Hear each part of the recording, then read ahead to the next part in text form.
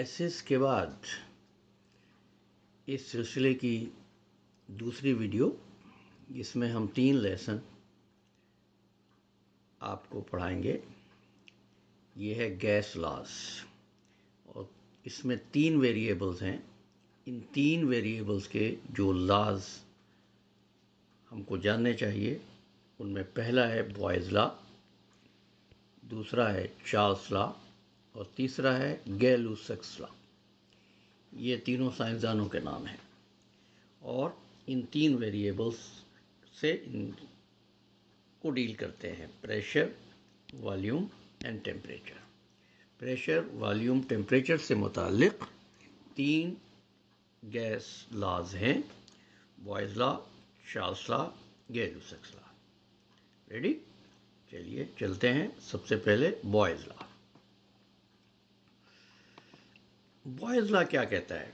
Boys law कहता है कि multiple of pressure and volume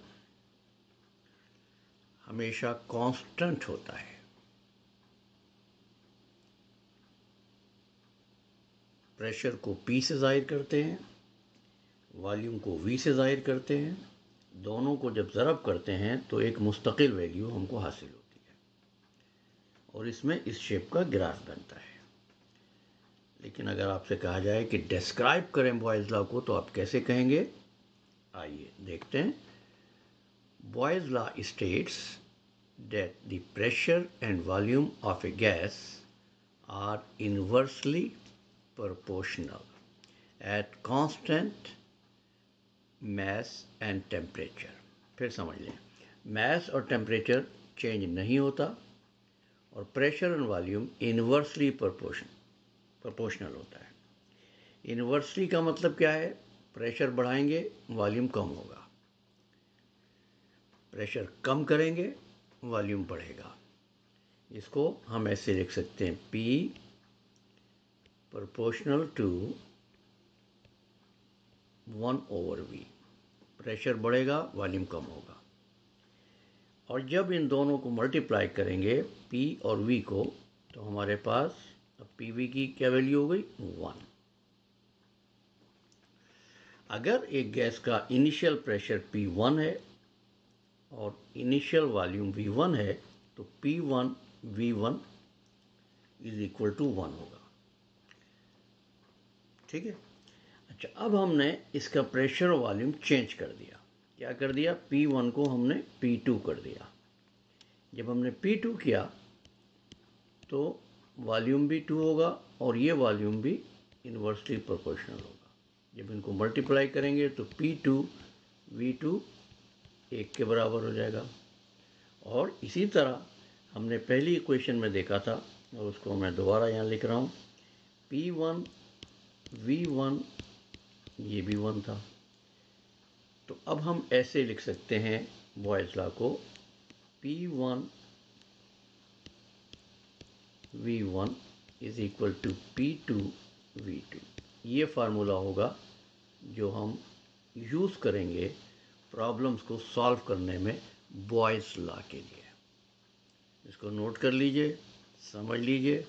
कोई चीज़ समझ में नहीं आई तो कमेंट सेक्शन में आप पूछ सकते हैं। पहला लॉ, बॉयज़ लॉ, प्रेशर और वॉल्यूम इन्वर्सली प्रोपोर्शनल होते हैं और टेम्परेचर कांस्टेंट होता है, चेंज नहीं होता।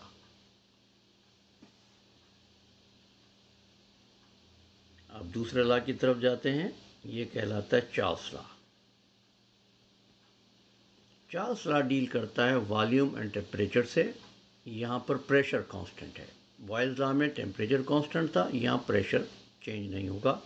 वॉल्यूम और टेम्परेचर जो है वो कैसे चेंज होता है? In direct relation, directly proportional. आइए,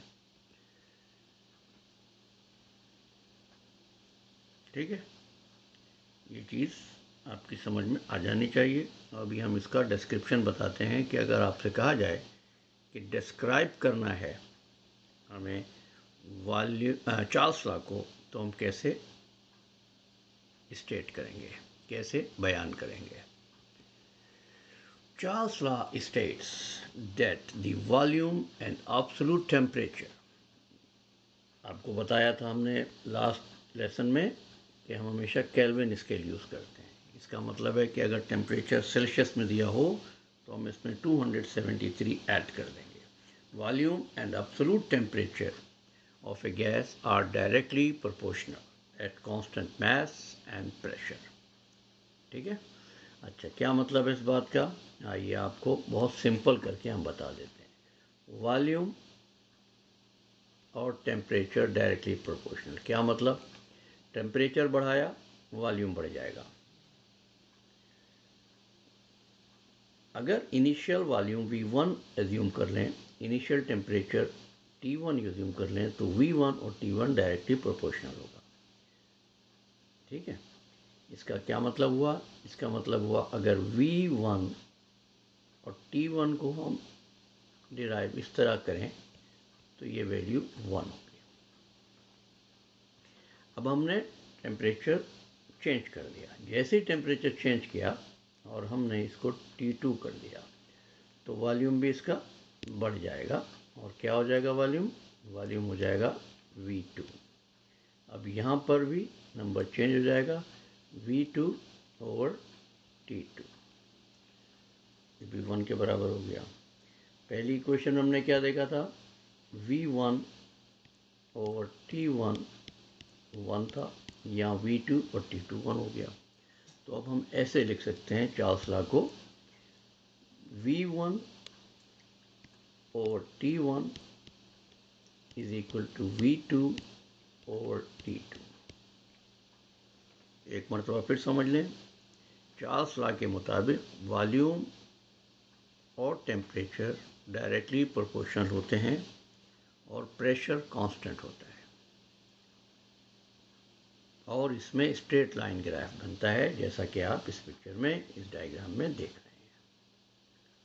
ठीक है। 2 कानून हमको पता चल गए। अब तीसरे कानून की तरफ बढ़ते हैं। उसका क्या नाम है? Gay-Lussac's law. गे-लुसैक्स लॉ ये टेम्परेचर और प्रेशर के रिलेशन को बताता है और इसमें वॉल्यूम कांस्टेंट रहता है। आपने देखा होगा जब बहुत ज़्यादा सर्दी होती है तो आपकी गाड़ी के टायर का प्रेशर कम हो जाता है। क्यों? इसलिए कि प्रेशर और टेम्परेचर डायरेक्टली प्रोपोर्शनल होते हैं।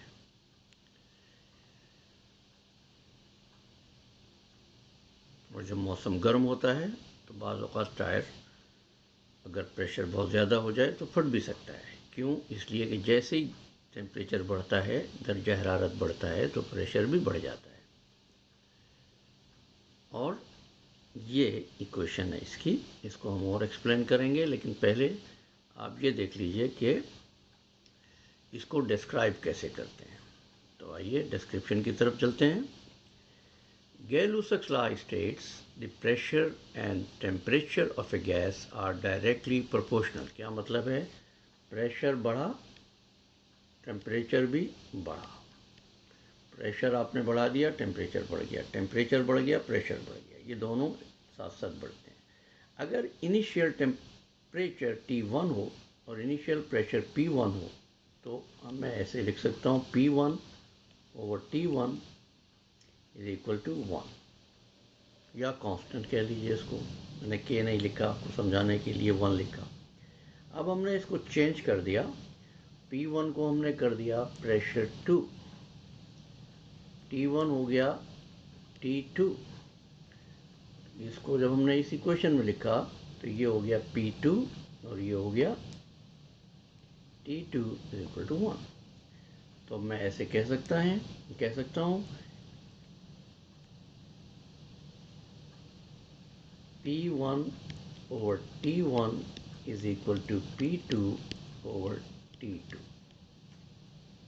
हमारे पास 3 इक्वेशंस आ गई हैं, बॉयज़ लॉ, चार्ल्स लॉ और गे-लुसैक्स लॉ की। ठीक है। एक मरतबा फिर देख लें।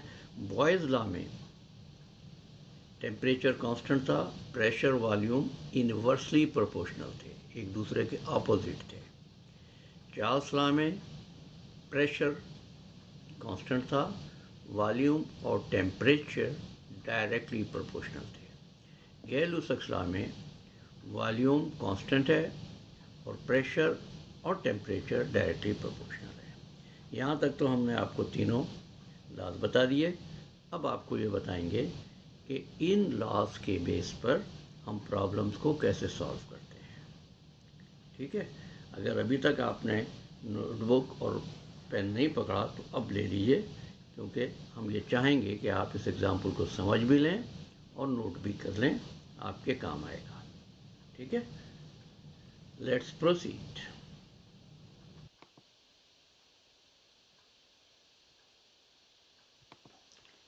प्रॉब्लम दिया गया है, ए गैस ऑक्यूपाइज 473 क्यूबिक सेंटीमीटर। हमको मालूम है क्यूबिक सेंटीमीटर किसका यूनिट होता है, वॉल्यूम का। तो ये पहला वॉल्यूम है, तो V1 हमने कर दिया। एट 36 डिग्री सेल्सियस, तो ये पहला टेम्परेचर है, तो हमने इसको कर दिया T1। फाइंड इट्स वॉल्यूम, तो हम वॉल्यूम कर रहे हैं V2। नया वॉल्यूम क्या होगा, टेम्परेचर हमने कर दिया है 94 डिग्री सेल्सियस। ठीक है, इस डाटा को हमने यहाँ लिख लिया। वॉल्यूम 1 473, टेम्परेचर 136 डिग्री था। इसमें हमने 273 ऐड कर दिया। जब हमने 273 ऐड कर दिया तो ये आया 309 केल्विन। 94 था, इसमें हमने ऐड किया 94 प्लस 273, तो ये आ गया 367 के। ठीक है, अच्छा मैं इसको बता देता हूँ, आपके समझ में आ गया कि टेम्परेचर चेंज कैसे हुआ। V2 मालूम करना है। हमको मालूम है ये चार्ल्स लॉ के हम कर रहे हैं, तो चार्ल्स लॉ की इक्वेशन क्या थी, V1 over T1 is equal to V2 over T2। V1 क्या है 473, आई एम सॉरी, ये V1 T1 था, 473 divided by T1 309 is equal to V2, हमें नहीं मालूम, T2 367। जब इसको सॉल्व करेंगे तो हमारे पास क्या जवाब आएगा, 473 divided by 309 times 367, जवाब आएगा 561.78 क्यूबिक सेंटीमीटर।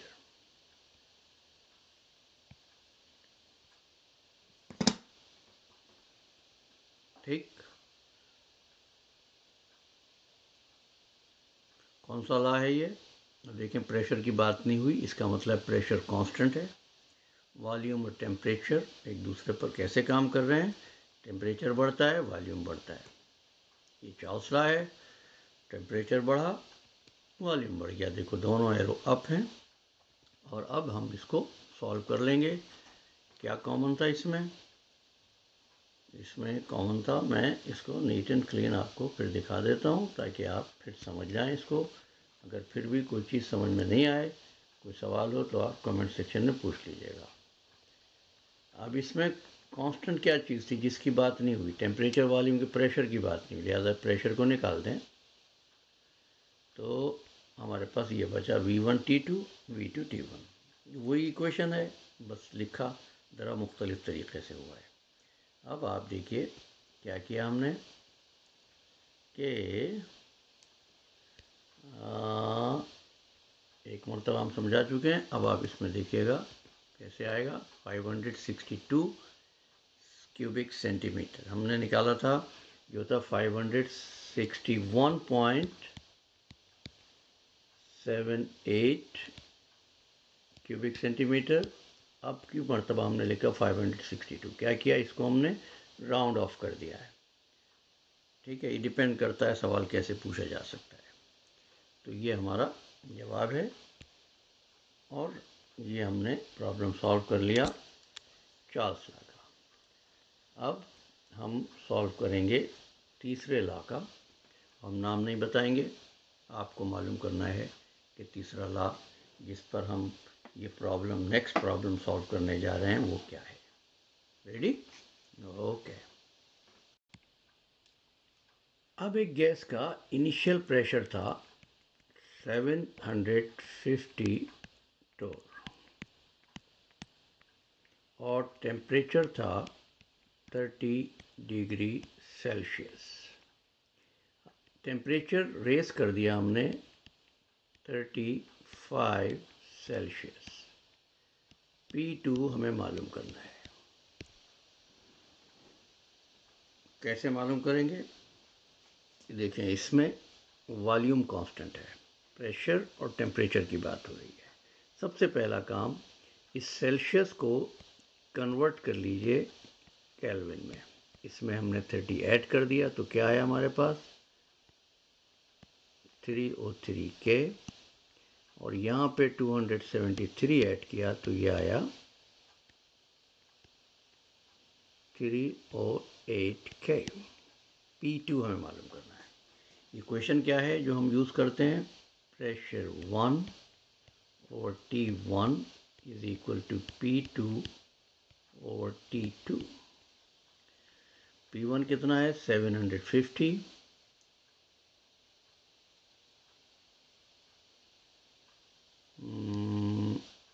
750 और T1 कितना है? 303। P2 हमें नहीं मालूम, P2 लिख दिया। और T2 क्या है? 308। इसको हमने कैलकुलेटर में रखा इन नंबर्स को, तो हमारे पास क्या आएगा इसको हम यहाँ पर आपको ऊपर, अब ये आप नोट कर चुके हैं, इसकी ज़रूरत हमें नहीं है। लिहाजा अब P2 की जो इक्वेशन बनेगी वो ये होगी, P2 is equal to 750 divided by 303 multiply by 308। यहाँ था 308, इसको भी मल्टीप्लाई किया 308 से, तो ये कैंसिल हो गए। ठीक है। अच्छा, अब ये इक्वेशन आ गई।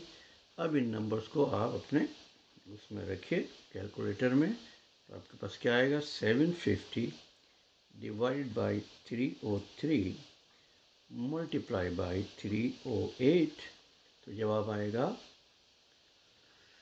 प्रेशर 2 क्या आएगा हमारे पास? सिंपल कैलकुलेशन है, 303 मल्टीप्लाई बाई 308, जवाब आएगा 762.38। यूनिट क्या है? पहला प्रेशर किस में था? टोर में, तो ये भी आ गया टोर में। ये हमारे पास इसका जवाब आ गया। प्रेशर एंड टेम्परेचर कौन सा कानून था ये? गैर-लुसाक्स लॉ।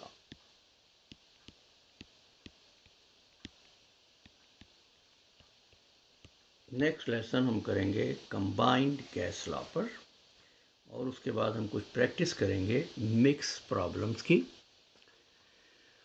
और इसके बाद आने वाले लेसन में आइडियल गैस लॉ और उसके प्रैक्टिस प्रॉब्लम्स होंगे। आज के लिए इतना ही। Thank you so much for your time. Have a wonderful day.